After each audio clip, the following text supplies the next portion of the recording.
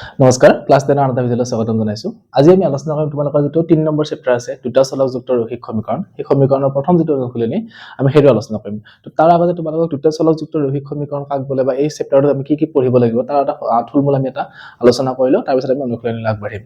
এতিয়া প্ৰথমতে জানিব লাগিব তোমালোকে যে দুটা চলকযুক্ত ৰৈখিক সমীকৰণ কি বস্তু, তেতিয়াহে আমি অংকখিনি কৰিব পাৰিম। বা এইটো যদি আমি অৰ্থটোই নাজানো তেনেহলে আমাৰ পিছত গৈ তোমালোকে বহুত টান পাব অংকবিলাক। তো আমি প্ৰথমতে জানি লওঁ যে কি দুটা চলকযুক্ত ৰৈখিক সমীকৰণ কি হয়। এতিয়া চাবা চলক মানে কি তোমালোকে এক্সট্ৰাক্টে মই বুজাই দিছো। চোৱা চলক মানে কি আছিল যিবিলাক আমাৰ অজ্ঞাত ৰাশি আছিল x y z যিবিলাক আছিল সেইবিলাক। তো ইয়াতে দুটা চলক আছে মানে কি হল এটা থাকিব দুটা থাকিব, হয় x ও থাকিব y ও থাকিব, দুটা থাকিব ইয়াতে। এই যিবিলাক সমীকৰণ পাম আমি ৰৈখিক হলে কি আছিল আমাৰ আমি পলিনোমিয়েলত পাই আহিছো, বা দ্বিতীয় যেটো সেকেন্ড চেপ্টাৰ আছিল তোমালোকৰ বহুপদত আমি পাই আহিছো ৰৈখিক বহুপদ বা দ্বিঘাত বহুপদ বা ত্ৰিঘাত বহুপদ। কি আছিল সেইবিলাক যে যিবিলাক বহুপদৰ x ৰ বা এই যেটো y হয় যিবিলাক অজ্ঞাত ৰাশি আছে তাৰ সৰ্বোচ্চ পাৱাৰটো কিমান হ'ব লাগিব 1, মানে x টু দি পাৱাৰ 1 অৰ্থাৎ x থাকিব লাগিব অকল। তেনেকুৱা হয় তেনেহলে তাৰ কি হয় এটো ওপৰত পাৱাৰটো 1 থাকিলে হেতুক ৰৈখিক বুলি কোৱা হয়, দুটা পাৱাৰটো 2 থাকিলে দ্বিঘাত বুলি কোৱা হয়। গতিকে ইয়াতে পাৱাৰটো বা ঘাতটো যদি 1 থাকে তেনেহলে হেতু ৰৈখিক হ'ব। মানে এই ইয়াতে যিবিলাক সমীকৰণ পাম আমি এই সমীকৰণবিলাক প্ৰত্যেকতে কি হ'ব x ৰ সৰ্বোচ্চ পাৱাৰ 1 বা y ৰ সৰ্বোচ্চ পাৱাৰ কিমান থাকিব 1 থাকিব। আৰু ইয়াতে কি হ'ব দুটা চলকযুক্ত সমীকৰণ থাকিব, অৰ্থাৎ 2x plus 1 যদি এটা আমি বহুপদ পাইছিল আমি বহুপদ চেপ্টাৰটো 2x plus 1 ইয়াতে চলক কেইটা আছে এটা আৰু ইয়াৰ সৰ্বোচ্চ পাৱাৰ কিমান 1। গতিকে এটো আমাৰ কি হয় ৰৈখিক বহুপদ আছিল। ইয়াতে যদি আমি ইকুৱেল চিন দি কেনে এটো সৈতে তাতে কিবা লিখি দিও, যি লিখিলেও আমি এটো কি হয় দুটা পক্ষ হলে এটো আমাৰ কি হয় সমীকৰণ আকাৰত গুচি যায়। গতিকে এটো আমাৰ কি হল সমীকৰণ এটা হল। আৰু এই সমীকৰণটোত কি হ'ব লাগিব ইয়াতে এটা চলক আছে কাৰণে এটা চলকযুক্ত ৰৈখিক সমীকৰণ। যদি ইয়াতে আমি আৰু এটা y লিখি দিও লগত y plus 2x plus 1 equal to 0, তেতিয়াহলে কি হল ইয়াতে দুটা চলকযুক্ত ৰৈখিক সমীকৰণ হৈ গল। তো এই চেপ্টাৰটো তোমালোকে এনেকৈ দুটা চলকযুক্ত ৰৈখিক সমীকৰণবিলাক সমাধান কৰা থাকিব, দুটা সমীকৰণ সমাধান কৰিব লাগিব। তো এই ৰৈখিক সমীকৰণ যেটো পালো আমি দুটা চলকযুক্ত ৰৈখিক সমীকৰণ ইয়াৰ যেটো স্ট্যান্ডাৰ্ড ফৰ্ম বা প্ৰামাণিক ৰূপ যেটো আছে হেতু কেনেকুৱা ধৰণৰ হ'ব যে ইয়াতে ax plus by plus c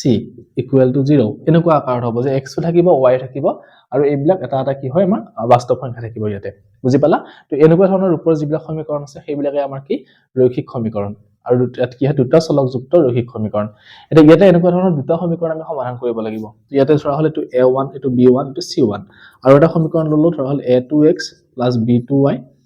plus c2 equal 0। তো এই দুটা সমীকৰণ আমি সমাধান কৰি কেনে x আৰু y মানটো উলিয়াব লাগিব এই চেপ্টাৰটোত। তো এই দুটা সমাধান কৰাৰ চাৰিটা মান নিয়ম আছে। প্ৰথমটো কি আছিল আমাৰ লৈখিকভাৱে আমি লেখ আঁকি কেনে আমি কি কৰিব পাৰো লৈখিকভাৱে আমি সমাধান কৰিব পাৰো প্ৰথমতে। দুই নম্বৰ আমি কৰিব পাৰো প্ৰতিস্থাপন পদ্ধতি বুলি পদ্ধতি এটা আছে, প্ৰতিস্থাপন পদ্ধতি। তিনি নম্বৰ তোমালোকৰ আছে অপনয়ন পদ্ধতি এটা আছে, এলিমিনেশন মেথড, অপনয়ন পদ্ধতি। তাৰ পিছত তোমালোকৰ এটা আছে ত্ৰিযক গুণন পদ্ধতি বুলি কেনে, ক্ৰছ মাল্টিপ্লিকেশন পদ্ধতি, ত্ৰিযক গুণন পদ্ধতি। তোমালোকে এইকেইটা পদ্ধতি ব্যৱহাৰ কৰি কেনে কি কৰিব পাৰা ইয়াৰ পৰা x আৰু y মানটো নিৰ্ণয় কৰিব পাৰা। এতিয়া যেটো আৰু x আৰু y মান উলিয়াব আমি দ্বিঘাতত পাইছো তোমালোকে x ৰ মান উলিওৱা। তো এটো যেটো x আৰু y মান উলিয়াব সেই x আৰু y মানটো উলিওৱা মানে কি যে ইয়াতে x আৰু y মানটো বহাই দিলে এই সমীকৰণটো কি হ'ব সোপক্ষ আৰু বাওপক্ষটো সমান হৈ যাব। আকৌ যদি হেতু সেই একেখিনি মানে যদি ইয়াতে বহাই দিও x আৰু y হলনি তেতিয়াও কি হ'ব এই সোপক্ষ আৰু বাওপক্ষটো সমান হৈ যাব। তো হেতুৱে হল কি x আৰু y মান বা হেতু হল সমীকৰণ দুটা সমাধান কৰাটো বুজায়। এতিয়া এই প্ৰত্যেকটো সমীকৰণে এই প্ৰত্যেকটো ৰৈখিক সমীকৰণে তোমাৰ ৰৈখিক সমীকৰণ আছে আৰু কি হয় এটা দুটা চলকযুক্ত হৈ আছে। এই ৰৈখিক সমীকৰণবিলাকে কি কৰে যদি আমি কাৰ্টেজিয়ান প্লেন বা যেটো আমি গ্ৰাফ পেপাৰ যদি আমি অংকন কৰো তেনেহলে ইয়াৰ x ৰ মান y ৰ মানটো কি হয় এডাল এনেকা সৰল ৰেখাক ৰিপ্ৰেজেন্ট কৰিব। সৰল ৰেখা মানে কেনেকুৱা ধৰণৰ হ'ব চাবা তোমালোকে। তাহলে এই সমীকৰণটো লৈছো 2x plus y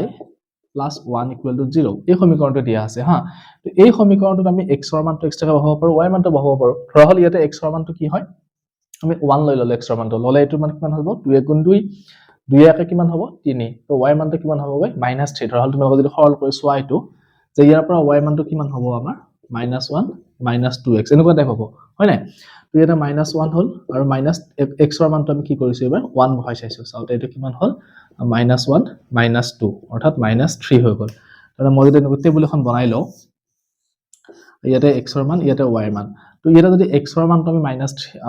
x ৰ মানটো আমি কিমান বহাইছো 1 বহাইছো বহাতে y ৰ মানটো আমি কিমান পালোগৈ -3 পালোগৈ তেনেকৈ আকৌ -1 বহাই চাব পৰা ইয়াতে -1 বহালে কি মান হ'ব এটো +2 হৈ যাব তো 2 ৰ পৰা গ'ল থাকিলে কিমান থাকিব 1 থাকিব অৰ্থাৎ তেতিয়া -2 বহালে এটো কিমান হ'ব 1 হ'ব এইখিনি তোমালোক মই ভালকৈ পঢ়াম 3.1 তো এতিয়া জাস্ট মই বুজাই দিছো যে কেনেকুৱা ধৰণৰ হয় এনেকৈ যদি আমি মানবিলাক বহাই যাও বহালে কি হয় এনেকুৱা ধৰণৰ কিছুমান বিন্দু পাও তাৰ মানে কি হয় বিন্দু মানে কেনেকুৱা হ'ব চাবা যে ইয়াতে x ৰ মানটো 1 আছে আৰু x ৰ মান 1 হতে y ৰ মান কিমান হৈছে -3 তো এটা -3 লিখি দিয়া এটো এটা কি হল আমাৰ স্থানাঙ্ক যেটো জ্যামিতি আছিল স্থানাঙ্ক জ্যামিতি বা যেটো কাৰ্টেজিয়ান প্লেন আছিল তাৰ আমাৰ কি হল এটা বিন্দু এটা পাই গলো বিন্দুৰ ওপৰত পাই গলো যে এটো x ৰ মান আৰু এটো y মান একেদিশনাকে এটো কি হ'ব আমাৰ -2 1 তো এই গোটেইবিলাক কি হ'ব এই সমীকৰণটোৰ একোটা সমাধান হ'ব বুজি পাইছা তো এই সমীকৰণ এই বিন্দুবিলাক যদি আমি ইয়াতে বহালে কি হ'ব এনেকুৱা এডাল সৰল ৰেখা সৃষ্টি হ'ব সৰল ৰেখা আৰু সেই সৰল ৰেখাটোত থকা প্ৰত্যেকটো বিন্দুৱে কি হ'ব এই সমীকৰণটোৰ এটা সমাধান হ'ব প্ৰত্যেকটো বিন্দু মানে কি চাবা এই ৰেখাডালৰ এইটো এটা বিন্দু ইয়াতে কি হ'ব x ৰ মান এটা পাম আমি আৰু y ৰ মান এটা পাম এনেকৈ y ৰ মান এটা পাম এটো যদি লও আমি ইয়াতো x ৰ মান এটা পাম এটা y ৰ মান এটা পাম তো প্ৰত্যেকটো বিন্দুৰ এটা কি থাকিব নিৰ্দিষ্ট স্থানাঙ্ক থাকিব আৰু সেই স্থানাঙ্কত x ৰ মানটো যেটো হয় হেতু যদি আমি ইয়াতে বহাই দিও আৰু y ৰ মানটো যেটো হয় হেতু যদি ইয়াতে বহাই দিও তেনেহলে কি হ'ব এই সমীকৰণটো সমাধান কৰিলে বা সেই মানখিনি বহাই দিও সৰল কৰিলে এই সুপক্ষৰ লগত যেটো 0 আছে 0 লগত মিলি যাব বুজি পালা তো এইখিনি বস্তু ক'ব গৈছিছো মই যে তোমালোকৰ যিবিলাক ৰৈখিক সমীকৰণ আছে একোটা সেই প্ৰত্যেকটো ৰৈখিক সমীকৰণ যদি আমি লেখত আমি ৰিপ্ৰেজেন্ট কৰো তেনেহলে কি হয় তা যদি লেখত যদি আমি উপস্থাপন কৰো কৰিলে আমাৰ কি হয় এডাল সৰল ৰেখা হিয়তে কি কৰিব সৰল ৰেখা সৃষ্টি কৰিব বুজি পালা তাৰ মানে এই ৰৈখিক সমীকৰণ বিলাক সদায় কি কৰে এডাল সৰল ৰেখা ৰিপ্ৰেজেন্ট কৰে এতিয়া আমি এই যেটো 3.1 আছে তোমালোকৰ তাতে কি কৰিম এই লৈখিকভাৱে দুটা সমীকৰণ সমাধান কৰিম দুটা সমীকৰণ সমাধান কৰা মানে কি চাবা যে এই ৰেখাডালে এডাল কি ধৰা হল এইডাল আমাৰ সৰল লৈখিক সমীকৰণ এই ৰৈখিক সমীকৰণডালে এডাল ৰেখা সৃষ্টি কৰিলে আন এটা ৰৈখিক সমীকৰণ আছে এইটো ইউ এটা কি কৰিব এডাল ৰেখা অংকন কৰিব তো ৰেখা হল এনেকুৱা হৈ গল হতে এই ৰেখাৰ দলে যত কটাকটি কৰিছে এটো বিন্দু কটাকটি কৰিছে ন তো ইয়াৰ এটা কি হ'ব নিৰ্দিষ্ট স্থানাঙ্ক থাকিব ইয়াতে x ৰ মানটো পাম y ৰ মানটো পাম সেই x আৰু y মানটো কমন মান হৈ যাব মানে এটোটো হেতু বহালে 0 হ'ব এটোটো হেতু বহালে কি হ'ব 0 হ'ব গৈ গতিকে হেইটোৱে কি হ'ব গৈ এই দুইটা সমীকৰণৰ সমাধান হ'ব তো এইবিলাক তোমালোকে অনুশীলন কৰিলে ধুনীয়াকৈ বুজি পাবা মই জাস্ট তোমালোকক এটা থুলমূল এটা আভাস দিছো এতিয়া আমি 3.1 ত যেটো আছে সেইখিনি আমি আলোচনা কৰিম তেতিয়া তোমালোকে একদম ধুনীয়াকৈ বুজি পাবা তো 3.1 ৰ যেটো প্ৰথম প্ৰশ্ন আছে 3.1 টো উলিয়াই লোৱা ইয়াতে কি কৈছে আমাক এটা তিনটা প্ৰশ্ন দিয়া আছে গতিকে মই 3.1 কেইটা লৈখিকভাৱে সমাধান কৰিব লাগিব এইটো পদ্ধতিৰে গতিকে মই 3.1 টো আলোচনা কৰিছো প্ৰথম প্ৰশ্নটো কি দিছে সোৱাদে 3.1 ত এক নম্বৰটো যে ৰহিমৰ জীয়াকক ক'লে ৰহিমে জীয়াকক ক'লে কি 7 বছৰ আগতে মোৰ বয়স মোৰ তেতিয়াৰ বয়সৰ 7 গুণ আছিল 7 বছৰ আগত বয়সৰ অংক দিলে আমি কি কৰিব লাগিব বৰ্তমান বয়সটো ধৰি ল'ব লাগে প্ৰথমতে আমি বৰ্তমান বয়সটো লিখি লওঁ তেতিয়া একদম সহজ হ'ব ৰহিমে যেটো জীয়াকক কৈছে গতিকে ৰহিম কি হ'ব বাপেক হ'ব আৰু জীয়াকটো জীয়াকে থাকিলে তো আমি লিখি লম যে কি ধৰা হল ৰহিমৰ বৰ্তমান বয়স আমি সদায় বয়সৰ অংক কৰিলে কি কৰিব লাগে বৰ্তমান বয়সটো ল'ব লাগে তো ৰহিমৰ বৰ্তমান বয়স কিমান হ'ব এটো x বছৰ বুলি ধৰিছো আৰু জীয়াকৰ বৰ্তমান বয়স আমি কি ল'ম এবাৰ জীয়াকৰ বৰ্তমান বয়স আমি y বছৰ লৈ ল'ম কাৰণ আমি দুটা যেটো বয়স বেলেগ বেলেগ হ'ব গতিকে আমি এটা x লৈছো এটা y লৈছো আৰু এটা আমি সমীকৰণ বিলাকত কি লাগে দুটা চলক লাগে যেটো গতিকে এটা x এটা y তো এটো হৈ গল যে শৰ্তৰে কি দিছে সোৱা দুটা শৰ্ত দিয়া থাকিব তাৰ পৰা আমি দুটা সমীকৰণ উলিয়াব লাগিব তো প্ৰথম শৰ্তটো কি দিছে 7 বছৰ আগতে মোৰ বয়স তোমাৰ তেতিয়াৰ বয়সৰ 7 গুণ আছিল মানে ৰহিমে জীয়াকক কৈছে তো ৰহিমৰ জীয়াকক কোৱা মতে কি যে ৰহিমৰ 7 বছৰ আগৰ বয়সটো ৰহিমৰ জীয়াকৰ 7 বছৰ আগৰ কিমান গুণ 7 গুণ বুলি কৈছে বুজি পালা তো আমি এনেকৈ লিখিব পাৰো যে কি 7 বছৰ আগত 7 বছৰ আগত ৰহিমৰ বয়স 7 বছৰ আগত ৰহিমৰ বয়স কিমান আছিল কিমান হ'ব বৰ্তমান বয়স যদি x বছৰ হয় 7 বছৰ আগত কিমান হ'ব ইয়াৰ পৰা 7 বিয়োগ কৰিলে হৈ গল যেনেকৈ তোমালোকৰ বৰ্তমান বয়স 15 বছৰ 7 বছৰ আগত কিমান হ'ব 15 পৰা 7 বিয়োগ কৰিলে আমি 8 পাম মানে 7 বছৰ আগত তোমালোকৰ বয়স কিমান আছিল 8 একেই নিচিনা ইয়াতে কি হ'ব ৰহিমৰ বৰ্তমান বয়স x বছৰ 7 বছৰ আগত হলে কি হ'ব x - 7 বছৰ হৈ গল আৰু 7 বছৰ আগত জীয়াকৰ বয়স কিমান হ'ব এতিয়া জীয়াকৰ বয়স কিমান হ'ব y আছিল y পৰা 7 বিয়োগ কৰি দিয়া 7 বছৰ বুজি পালা এইখিনি এতিয়া আমাক কৈছে যে কি শৰ্তটো মানে কি কৈছে যে 7 বছৰ আগত ৰহিমৰ বয়সটো তো প্ৰশ্ন মতে কি 7 বছৰ আগত ৰহিমৰ বয়স কিমান আছে x - 7 এটো কাৰ সমান হ'ব জীয়াকৰ 7 বছৰ আগৰ বয়সৰ 7 গুণৰ সমান হ'ব তো জীয়েকৰ 7 বছৰ আগৰ বয়স কিমান আছে y - 7 আৰু এইটো কিমান গুণ কৰিব লাগিব 7 গুণ মানে 7 পূৰণ কৰি দিয়া বুজি পালা চৰ্তটো কেনেকৈ কৈছে যে ৰহিমে জীয়েকক কৈছিলে তাৰ বয়সটো কিমান আছিলে 7 বছৰ আগত জীয়েকৰ 7 বছৰ আগৰ বয়সৰ 7 গুণ আছিলে তো আমি এইটো চৰ্তটো পাই গলো এতিয়া এইটো আমি অলপ সৰল কৰি দিও দিলে কি হ'ব এইটো x - 7 এইটো 7 ৰে y পূৰণ কৰিলে 7y হৈ গল আৰু 7 ৰে 7 পূৰণ কৰিলে 7 7 গুণ 49 এইটো এতিয়া গোটেইখিনি এইটো সাইডে লৈ আহা আনিলে কিমান হ'ব এইটো x 7y টো এইটো সাইডে আনিলে কিমান হ'ব -7y আৰু এইটো -49 আৰু এইটো ইফালে আহিলে কি হ'ব +7 হৈ যাব তো গতিকে আমি x - 7y আৰু এইটো কৰিলে কিমান হ'ব আমাৰ -42 তো হেতু আমি এইটো সাইডে লৈ আহিব পাৰো তো x - 7y = কিমান পাম সৰি +42 = আমি কিমান পাম 0 পাম তো এইটো এটা আমাৰ কি হৈ গল সমীকৰণ এটা হৈ গল এক নম্বৰ সমীকৰণ তো এইটো এনেকৈ থাকক বুজি পালা সমীকৰণটো আমি কেনেকৈ উলিয়াইছো এইখিনিটো সৰল কৰা জানাই তোমালোকে চৰ্তটোৰ পৰা আমি সমীকৰণটো কেনেকৈ বনাইছো সেইটো তোমালোকে বুজি পালে বাকিখিনি একদম সহজ তো প্ৰথম চৰ্তটো হৈ গল দুই নম্বৰ চৰ্তটো কি কৈছে আকৌ আজিৰ পৰা 3 বছৰ পিছত মানে বৰ্তমান বয়সৰ পৰা 3 বছৰ পিছত ফিউচাৰত হ'ব তাৰ মানে কি কৰিব লাগিব তোমালোকৰ বৰ্তমান বয়স 15 বছৰ 3 বছৰ পিছত কিমান হ'ব 15 + 3 18 হে একেই নিচিনা এবাৰ 3 যোগ কৰিব লাগিব তো 3 বছৰ পিছত তুমি যিমান ডাঙৰ হ'বা মই তাৰ 3 গুণ হ'ম বুজি পাইছা 3 বছৰ পিছত কি হ'ব এতিয়া চাবা মই আৰু 7 বছৰ আগৰ বয়সটো লিখি নাথাকো ডাইৰেক্ট এবাৰ যেনেকৈ 3 বছৰ পিছৰ বয়সটো কিমান হ'ব মই ডাইৰেক্ট লিখি দিম চাবাচোন কেনেকুৱা হ'ব আকৌ 3 বছৰ আগত কি কৈছে 3 বছৰ আগত হ'ব 3 বছৰ আগত হোৱাৰ লগে লগে কিমান হ'ব ৰহিমৰ বয়স কিমান আছে x 3 বছৰ আগত কিমান হ'ব কি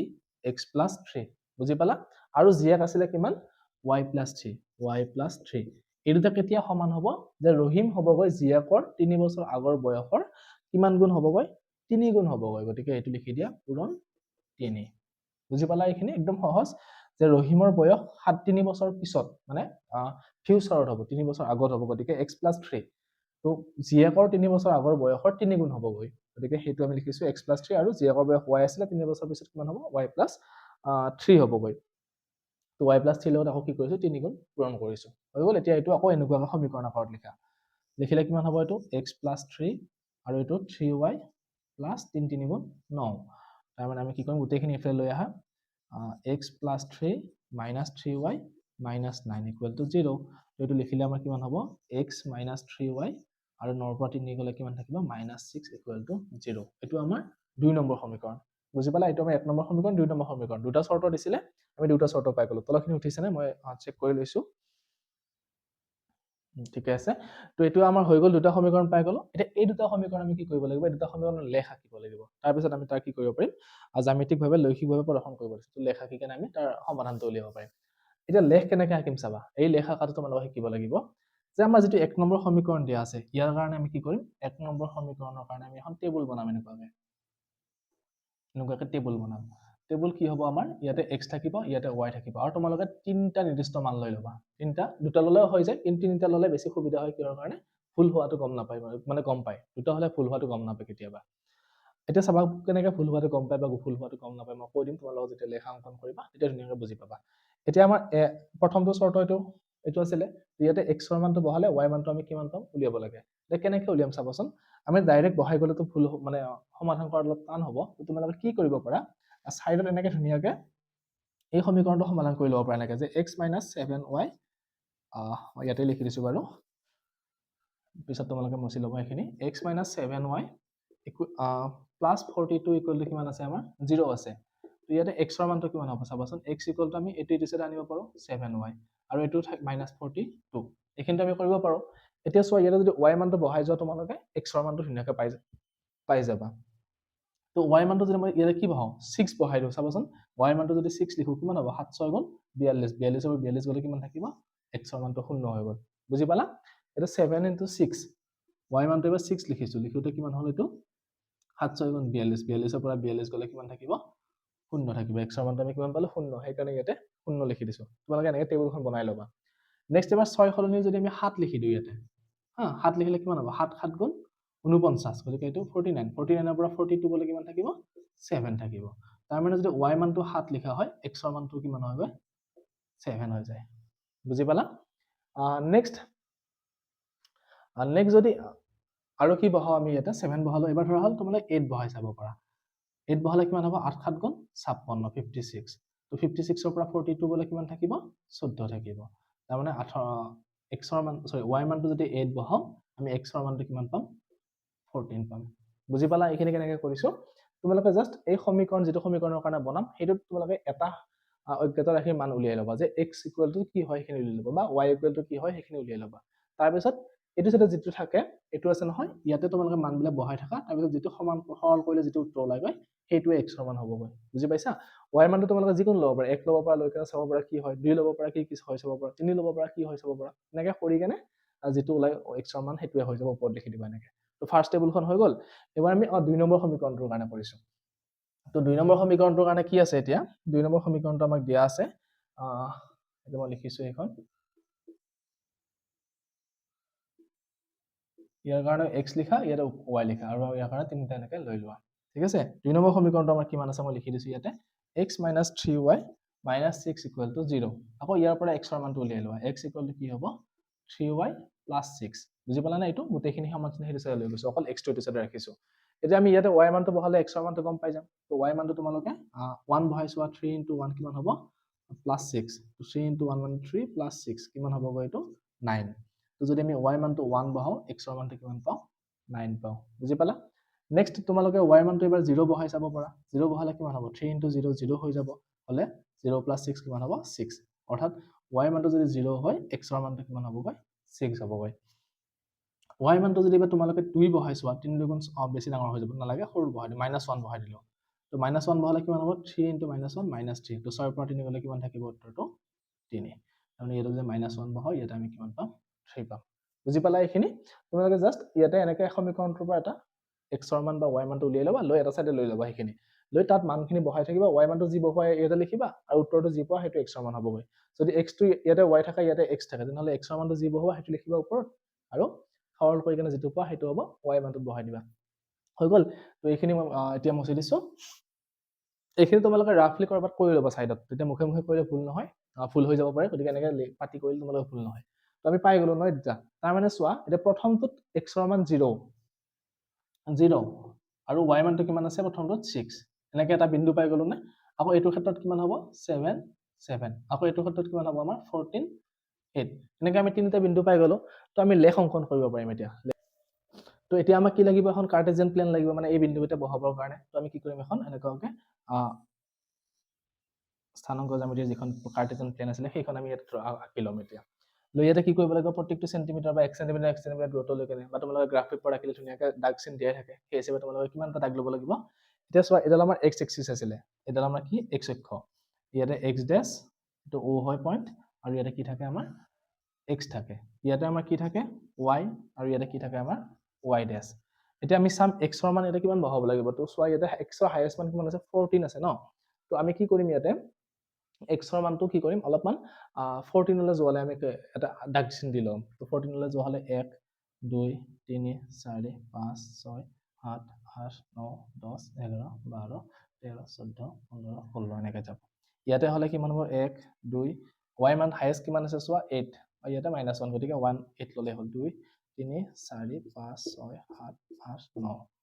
ইয়াতে কিমান হ'ব 1 2 3 4 এনেকৈ লৈ লোৱা ইয়াতেও লৈ লোৱা হৈ গল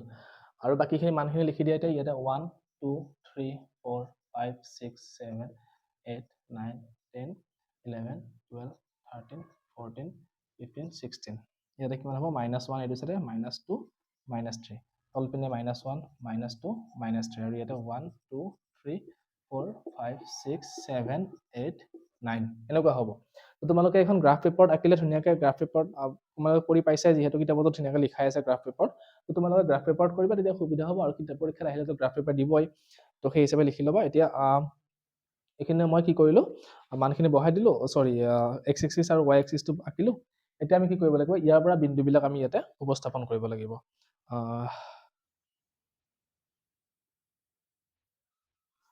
এতিয়া চাবা এইটো বিন্দুৰ কাৰণে 06 বিন্দুটো কেনেকৈ হ'ব এইটো হ'ল 0 x ৰ মান 0 আৰু y মান কিমান 6 মানে ইয়ালৈ আহিব এইটো হ'ল 06 বিন্দু তো 06 বুলি লিখি দিয়া নেক্সট আহিলে 7 7 অৰ্থাৎ x ৰ মানটো 7 7 ঘৰ যোৱা আৰু y মানটো কিমান 7 ঘৰ গতিকে ইয়ালৈ আহিব তো ইয়াতে 7 ঘৰ হলে এইখিনিলে এনেকৈ আহিব ইয়াতে এটা কিমান হ'ব 7 বিন্দু হৈ গ'ল তাৰপিছত নেক্সটটো কিমান আছে 14 আৰু 8 তো 14 টো ক'ত আছে আমাৰ 8 আৰু ইয়াৰ পৰা 8 ঘৰ মানে ওপৰলৈ এনেকৈ 8টা উঠি আহা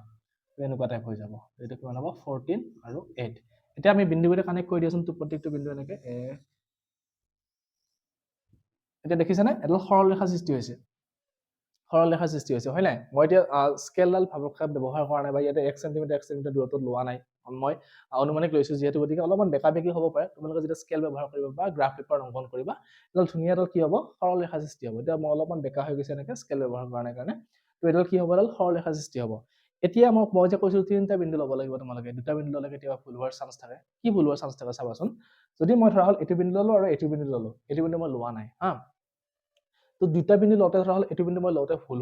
হওঁতে কি হ'ব ধৰা হ'ল মই এইখিনিতে লৈ ল'লো বিন্দুটো মানে 7 ওলাই কেনে ওলাইছে ধৰা 6 7 ওলাই গ'ল মই ফুল কৰি অংকটো কি কৰিলো এইটো 7 থাকলে এইটো 6 ওলাই গ'ল তেতিয়া আমাৰ বিন্দুটো ইমান মানত আহি যাব আহিলে ৰেখাডাল এনেকৈ গুচি যাব তেতিয়াওতো সৰল ৰেখাই হ'ব কিন্তু আমি গম নাপাওঁ ভুল হোৱাটো যেতিয়া তিনিটা বিন্দু ল'ম তেতিয়া দুটা বিন্দু শুদ্ধ হৈছে এটা বিন্দু ধৰা হ'ল ফুল হ'ল তেতিয়া আমাৰ কি হ'ব এই ৰেখাডাল এনেকুৱা টাইপ হৈ যাব তেতিয়া আমাৰ এনেকুৱা টাইপ গুচি যাব তেতিয়াতো সৰল ৰেখা নহয় বেকা হৈ গ'ল না ৰেখাডাল তো তেতিয়া আমি গম পাম যে অংকটো ভুল হৈছে সেইকাৰণে তিনিটা বিন্দু ল'লে ধুনীয়াকৈ ফুল হোৱাটো আমি গম পাওঁ দুটা বিন্দু ল'লে কেতিয়াবা ভুল হৈ গ'লে আমি সেই বস্তুটো গম নাপাওঁ তো হৈ গ'ল এইডাল আমাৰ কি হ'ল এক্স এক্সিছৰ কাৰণে বা সৰি প্ৰথম 1 নম্বৰ যিটো সমীকৰণ আছিল তাৰ কাৰণে আমি এইডাল ৰেখা অংকন কৰিলো 2 নম্বৰটোৰ কাৰণে কি 2 নম্বৰ সমীকৰণৰ কাৰণে এটা টেবুল পাইছো এতিয়া এইখন বহাই দিয়া আকৌ এক্সৰ মান কিমান আছে 9 আৰু y মান কিমান 1 গতিকে বিন্দুটো এইটো হ'ব 9 1 তাৰপিছত আছে 6 0 এক্সৰ মান 6 y মান 0 মানে ইয়াতে থাকিব এইটো হ'ব আমাৰ কিমান 6 0 তাৰপিছত আছে 3 - 1 3 আৰু এইটো -1 মানে এইটো হ'বগৈ আমাৰ 3 - 1 এতিয়া হৈ গ'ল এতিয়া বিন্দুকেইটা কানেক্ট কৰি দিয়া এনেকৈ আহিব এনেকুৱা হৈ যাব বুজি পালা এতিয়া আমি লৈখিকভাৱে আমি কি কৰিলো এতিয়া এইটো প্ৰদৰ্শন কৰিলো আমাক কিতাপত লৈখিকভাৱে লিখিব দিছিলে তো আমি সেইটো কৰিলো এতিয়া তোমালোকক মই যে কৈছিলো ইয়াৰ পৰা সমাধান উলিয়াব পাৰিম এতিয়া সমাধান কেনেকৈ উলিয়াব চাবা যেতিয়া গৈ এই ৰেখ দুডালে কাটাকাটি কৰিব যিটো বিন্দুত সেইটোৱে কি হ'ব দুডাল সমীকৰণৰ সমাধান হ'ব তাতে এক্সৰ মানটো যি ল'ব ধৰা হ'ল কাটাকাটি কৰিলে এটা বিন্দুত কাটাকাটি কৰিব তাতে কি হ'ব এনেকুৱাকৈ স্থানাংক এটা পাম যেনেকৈ এইটো বিন্দুত স্থানাংক পাইছো এইটো বিন্দুত স্থানাংক পাইছো তেনেকৈ সেইটো বিন্দুৰ স্থানাংক এটা পাম আৰু সেই স্থানাংকটোত এক্সৰ মানটো যিটো হয় সেইটোৱে সমীকৰণটোৰ সমাধান হ'ব বা y মানটো যিটো হয় সেইটোৱে এইটো সমাধানটো হৈ যাব ইয়াত আমাক সমাধান উলিয়াব দিয়া নাই জাষ্ট লৈখিকভাৱে প্ৰদৰ্শন কৰিব দিছে গতিকে আমাৰ এইটো হৈ গ'ল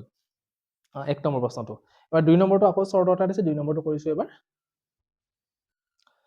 2 নম্বৰ প্ৰশ্নটো কি দিছে চোৱা ক্ৰিকেট বেট আৰু বলৰ অংক দিয়া আছে মানে কি কৈছে যে 3খন বেট আৰু 6টা বল কিনিছে 3900 টকাত আৰু কি কৰিছে এখন বেট আৰু 3টা বল কিনিছে 1300 টকাত এইটো এতিয়া বীজগণিতীয়ভাৱে আৰু লৈখিকভাৱে কি কৰিব দিছে আমাক বৰ্ণনা কৰিব দিছে এইটো সেই একেই নিচিনা প্ৰথমতে আমি কি ল'ম যে ধৰা হ'ল এখন বেটৰ দাম আমি কিমান ল'ম x টকা আৰু একে নিচিনাকৈ এটা বলৰ দাম আমি কিমান ল'ম এটা বলৰ দাম আমি ল'ম কিমান y টকা এতিয়া প্ৰথম প্ৰশ্ন মতে আমি কি দিছে চৰ্তটো যে প্ৰশ্ন মতে আমাক কৈছে 3খন বেটৰ দাম আৰু 6টা বলৰ দাম 3900 টকা এতিয়া এখন বেটৰ দাম যদি x টকা হয় মই প্ৰথম লিখি দিছো যে 3খন বেট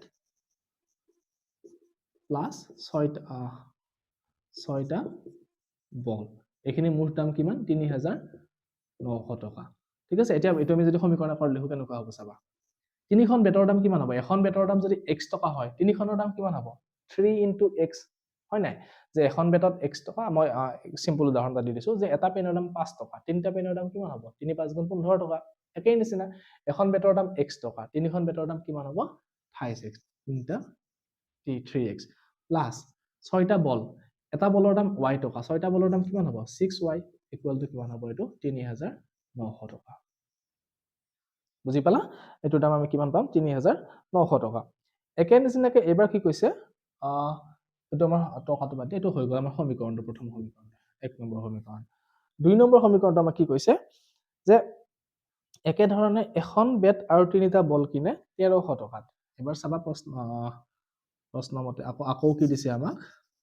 আকৌ দিছে যে এখন বেটৰ দাম কিমান x টকা যোগ এবাৰ মই লিখি থকা এনেকৈ এখন বেট আৰু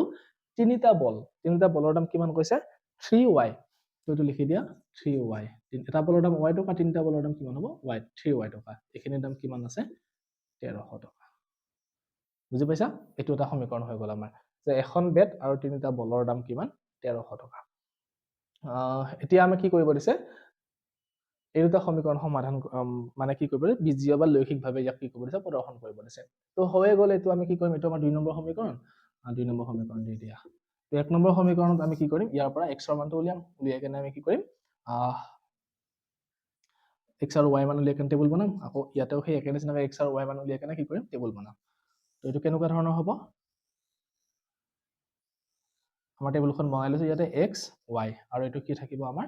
তিনিটা আমি এনেকৈ বিন্দু লৈ ল'ম 1 নম্বৰ সমীকৰণটোৰ কাৰণে। তো এতিয়া কি কৰিম আমি এই সমীকৰণটো আজ যেনেকৈ আগৰটোত আমি x ৰ মানটো উলিয়াই লৈছিলো বা y মানটো উলিয়াই লৈছিলো সেই নিচিনাকৈ ইয়াতেও কৰি ল'ম। কৰিলে কি হ'ব চাবা 3x ইকুৱেল টু আমি কি লিখিব পাৰো 3900 আৰু y টো এইটো চাইডে লৈ আহিলে 6y। এতিয়া x ৰ মানটো উলিয়াব লাগে গতিকে x ইকুৱেল টু কিমান হ'ব আমাৰ 3900 বিয়োগ 6y ডিভাইডেড বাই কিমান হ'ব আমাৰ 3 এনেকুৱা টাইপ হৈ যাব। তো ইয়াতে আমি কি কৰিব লাগিব এতিয়া y মানটো বহাই দিলে আমি x ৰ মানটো পাই যাম। তো তোমালোকে যদি y মানটো কি লিখা তাহলে মই ইয়াতে যদি 1 2 লিখি যাওঁ আমাৰ কি হ'ব বহুত ডাঙৰ ডাঙৰ সংখ্যা ওলাব গতিকে আমি 1 2 নিলিখো 100 200 এনেকৈ লিখি যাম। তো মই যদি y মানটো 100 200 বহাই দিওঁ কিমান 6 2 1200 1200 39 ঘৰৰ পৰা 1200 গ'লে কিমান থাকিব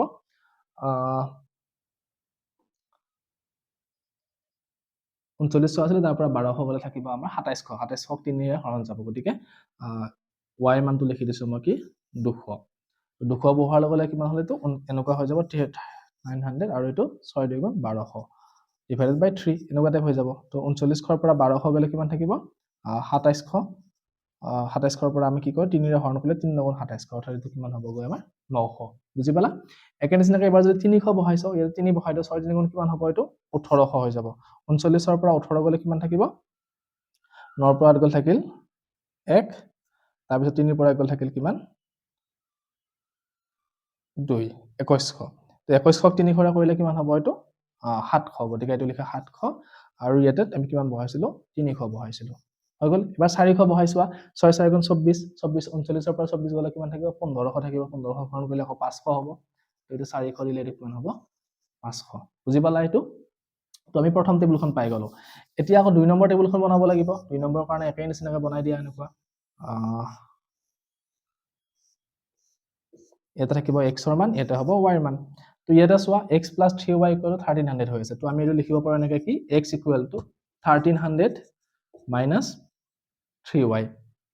3y টো সমান চিন এইটো চাইডে আনিছো হৈ গ'ল। তো এতিয়া আমি কি কৰিম ইয়াতে ইয়াতে x y মানটো বহালে আমি x ৰ মানটো পাই যাম। তো y মানটো যদি মই 200 বহাই দিওঁ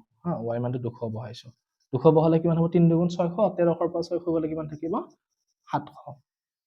বুজি পালা? তো y মানটো যদি মই এবাৰ 300 বহাইছো 3 3 কিমান হ'ব 900 হ'ব 1300 পৰা 900 গ'লে কিমান হৈ থাকিব 300 400 হৈ যাব। বুজি পালা? এবাৰ y মানটো যদি মই 500 বহাইছো কিমান হ'ব এইটো 500 বহালে মাইনাছত আহিব 5 নবহাও 300 বহালো 400 বহাইছো 3 4 গুণ কিমান হ'ব এইটো 400 বহাই দিছো 3 4 গুণ 1200 হ'ব 1300 পৰা 1200 গ'লে কিমান থাকিব 100। তো আমি টেবুল দুখন পাই গ'লো ধুনীয়াকৈ। এতিয়া আমি কি কৰিম ইয়াতে গ্ৰাফত আমি ৰিপ্ৰেজেন্ট কৰিম। তো গ্ৰাফত কৰিলে কি হ'ব ইয়াতে যেহেতু y মাইনাছৰ মান নাই গতিকে মাইনাছখিনি আমি নিলিখিলেও কথা নাই ডাইৰেক্ট এনেকৈ ইয়াতে কি লিখিব পাৰো আমি এইটো হ'ব আমাৰ x ডেছ o x আৰু এইটো হ'ব আমাৰ কি y o y ডেছ। তো ইয়াতে 100 200 x ৰ মান হাইয়েষ্ট কিমান আছে 900 আছে 900 গতিকে আমি 900 লিখিব লাগিব 1 2 3 4 5 6 7 8 9। তাৰপিছত y মানটো কিমান আছে হাইয়েষ্ট 400 আছে গতিকে আমি লিখিলে হ'ল 100 200 300 400 500 600 এনেকুৱাকৈ। তো এইটো 100 200 300 400 500 600 700 800 900 এইটো 1000। এইটো হ'ব আমাৰ 100 200 300 400 500 600 হৈ গ'ল এইখিনি। এতিয়া প্ৰথমটো বহুৱা x ৰ মান 900 এইটো আৰু y মানটো কিমান আছে 200 অৰ্থাৎ 2 ঘৰৰ ওপৰত উঠি যাব ইয়াৰ পৰা ইয়ালৈ আহিব। তো এইটো হ'ব আমাৰ 900 আৰু 2 ঘৰৰ কাৰণে। তাৰপিছত 700 আৰু 300 তো ইয়াতে 700 হ'লে এইটো 300 লৈ উঠি আহিব মানে ইমানলৈ আহিব। তাৰপিছতো আহিলে কিমান 400 আৰু 500 সৰি 500 আৰু 400 এইটো 500 এইটো আমাৰ 400 হৈ গ'ল 200 300 আৰু 400 ঠিক আছে। তো এইটো চাগে মোৰ ঠিকে আছে। এতিয়া আমি এইটো কি কৰি দিম, এনেকৈ আমি ৰেখা অংকন কৰি দিব পাৰিম। এইটো আমাৰ হৈ গ'ল, এইডাল আমাৰ কিহৰ ৰেখা হৈ গ'ল, এই 1 নম্বৰ সমীকৰণটো। 1 নম্বৰ সমীকৰণটো কি আছিলে, এইটো 3x প্লাছ লিখিব পাৰা তোমালোকে ইয়াতে এনেকৈ যে এইটো 3x plus 6y equal to 3900 সমীকৰণ এইটো হৈ গ'ল। নেক্সটটো চোৱা, নেক্সটটো আমাৰ কিমান আছে, x ৰ মান আছে এবাৰ 700, y মান 200। তো x ৰ মান 700 হ'লে এইটো আৰু y মান 200, মানে ইয়াতে আহিব এবাৰ 200। তাৰপিছত x ৰ মান 400 হ'লে y মান 300, x ৰ মান 400, y মান কিমান 300 এইটো। তাৰপিছত আহিব আমাৰ কিমান, x ৰ মান 100 হ'লে y মান 400, ইয়াতে 100 আৰু y মানটো 400। তাৰমানে এইবাৰ এনেকৈ যাব, গৈ কেনে কি হ'ব, এনেকুৱা এটা বিন্দুত যে কাটাকাটি কৰিব, আৰু সেইটো কাটাকাটি কৰা বিন্দুটোৱে কি হ'ব, এই দুটা ৰেখাৰ সমাধান হ'ব। সমাধান যিহেতু উলিয়াব দিয়া নাই, গতিকে আমি সেইটো আৰু দৰকাৰ নাই। তো এইটো আমাৰ 2 নম্বৰ সমীকৰণটোৰ সমাধান আছিলে। 2 নম্বৰ সমীকৰণটো কি আছিলে, এইটো x plus 3y equal to 1300 হৈ গ'ল। লেফ্টডাল অংকন কৰা লৈখিকভাৱে আমি উপস্থাপন কৰিলো। তো 2 নম্বৰটো হৈ গ'ল। এবাৰ লাষ্ট 3 নম্বৰ প্ৰশ্ন দিছে, আমি 3 নম্বৰটো আলোচনা কৰিছো। 3 নম্বৰ প্ৰশ্নটো কি দিছে চোৱা, 2 কেজি আপেল আৰু 1 কেজি আঙুৰৰ দাম এদিন আছিল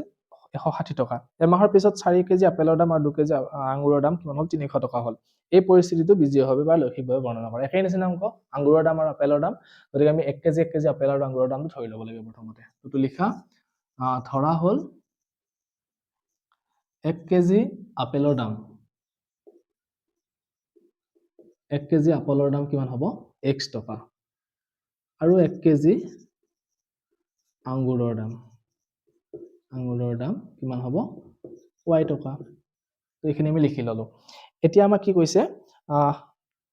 প্ৰথম চৰ্তটো দিছে, প্ৰথমটো আমাক কি দিছে, যে প্ৰশ্ন মতে according to the question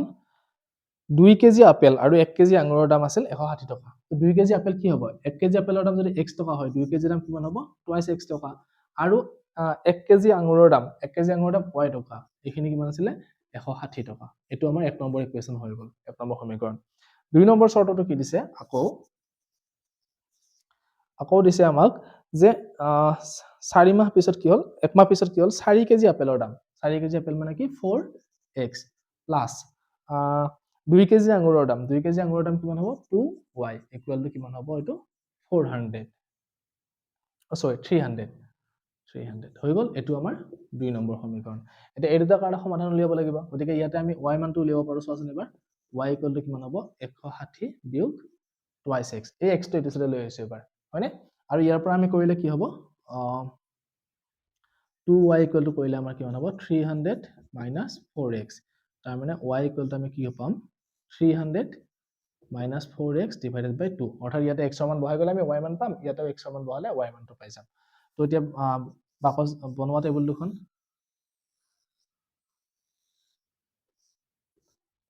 ইয়াতে আমাৰ x ৰ মান, এইটো y ৰ মান। তো x ৰ মান আমি কি বহাম ইয়াতে, যদি তোমালোকে ইয়াতে 40 লিখা, 2 4 গুণ কিমান হ'ব, 40 লিখিছো মই, হা, x ৰ মানটো, সৰি, x ৰ মানটো 40 লিখিছো। 240 কিমান হ'ব, 80 হ'ব। তো 160 ৰ পৰা 80 গ'লে কিমান থাকিব, 80 থাকিব, হৈ গ'ল। এবাৰ যদি মই ইয়াতে 70 লিখিছো, কিমান হ'ব, 270 গুণ 140, 160 ৰ পৰা 140 গ'লে কিমান থাকিব, 30। এবাৰ যদি মই ইয়াতে 80 লিখিছো, কিমান হ'ব, 280 গুণ 160, 160 ৰ পৰা 160 গ'লে 0। প্ৰথম টেবুলখন হৈ গ'ল। এবাৰ 2 নম্বৰখনৰ কাৰণে কৰা আকৌ,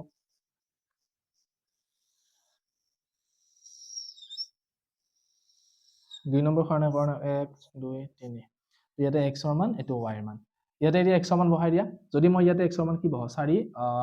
5 বহালো, 4 5 গুণ কিমান হ'ব, 50 বহাল ধৰা হ'ল।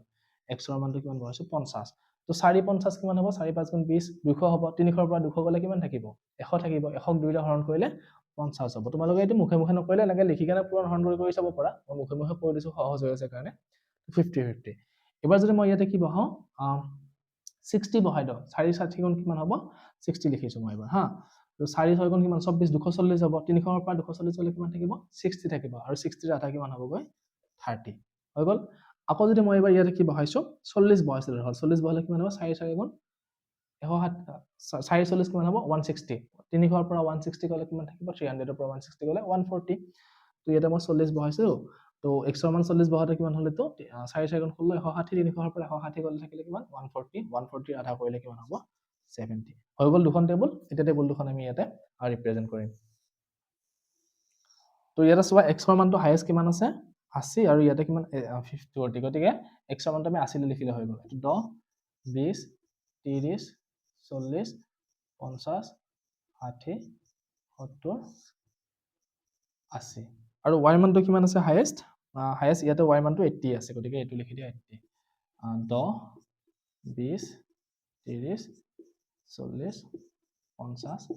60 70 80 এইটো আমাৰ y 0 আৰু এইটো y ডেছ এইটো আমাৰ x ডেছ আৰু এইটো আমাৰ কি হ'ব x হৈ গ'ল এতিয়া প্ৰথম বিন্দুটো বহোৱা 40 আৰু 80 অৰ্থাৎ x ৰ মান 40 হ'লে y মান কিমান হ'ব 80 ইয়ালৈ আহিব তো এইটো আমি লিখি দিয়া প্ৰথম বিন্দু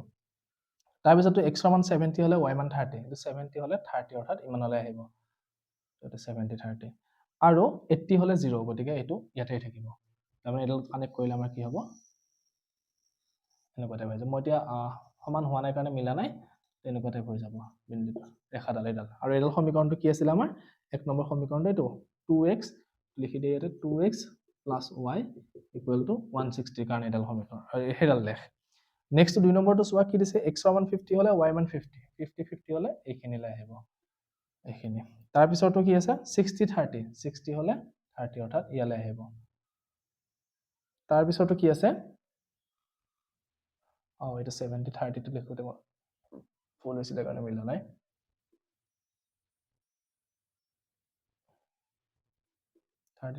এইখিনি হ'ব তো ইয়াতেও 60 আৰু 30 ন তো ইয়াতে আহিব নেক্সট আহিলে কিমান আমাৰ 40 আৰু 70 40 আৰু 70 তো ইয়ালৈ আহিব তো লেগডাল কি হ'ব আমাৰ এনেকুৱা টাইপ গুচি যাব এইডাল আমাৰ কাৰ লেখ দুই নম্বৰ সমীকৰণটো লিখি দিয়ে ইয়াতে 4x plus 2y equal to 300 তো হৈ গ'ল লেখ অংকন কৰা এতিয়া মই তোমালোকক বাৰবাৰ কৈছো যে কি মোৰ স্কেল ব্যৱহাৰ কৰাৰ কাৰণে লেখডাল অলপ বেকা বেকি হৈছে দেখাত বেয়া দেখা হৈছে তোমালোকে যেতিয়া ধুনীয়াকৈ বহিত গ্ৰাফ পেপাৰত কৰিবা বা স্কেল ব্যৱহাৰ কৰি কেনে প্ৰত্যেকটো দূৰত্ব সমান সমানকৈ ল'বা ধুনীয়াকৈ কিতাপত যেনেকৈ দেখুওৱা আছে পুৰা পোন হ'ব লেখবিলাক আৰু শুদ্ধ হ'ব গতিকে সদায় স্কেল ব্যৱহাৰ কৰিবা আৰু গ্ৰাফ পেপাৰত ইউজ কৰিলে বেছি ভাল হয় তো আমাৰ যিটো 3.1 লিখি আছিলে ইয়ালৈ দিছিলে আমাক এই তিনিটা অংক দিছে মাত্ৰ গতিকে মই ইয়াতে তোমালোকৰ অংক তিনিটা কৰি দিলোঁ আৰু যিখিনি কনচেপ্ট আছিলে অলপমান সেইখিনি মই বুজাই দিছোঁ নেক্সট ভিডিঅ'ত মই তোমালোকৰ 3.2 যিটো অনুশীলন আছে মই সেইটো আলোচনা কৰিম তো তোমালোকে যদি চেনেলটো ছাবস্ক্ৰাইব কৰা নাই ছাবস্ক্ৰাইব কৰি ল'বা আৰু এনেকৈ ধুনীয়া ক্লাছ 10ৰ যিখিনি মেথছৰ ওপৰত যিখিনি ভিডিঅ' মানে চেপ্টাৰ আছে গোটেইটোৰ ওপৰত চেপ্টাৰৰ ভিডিঅ' বনাইছোঁ বা তোমালোকে MCQ বনাইছোঁ তোমালোকে সেইখিনি চাই ল'ব পাৰা ধন্যবাদ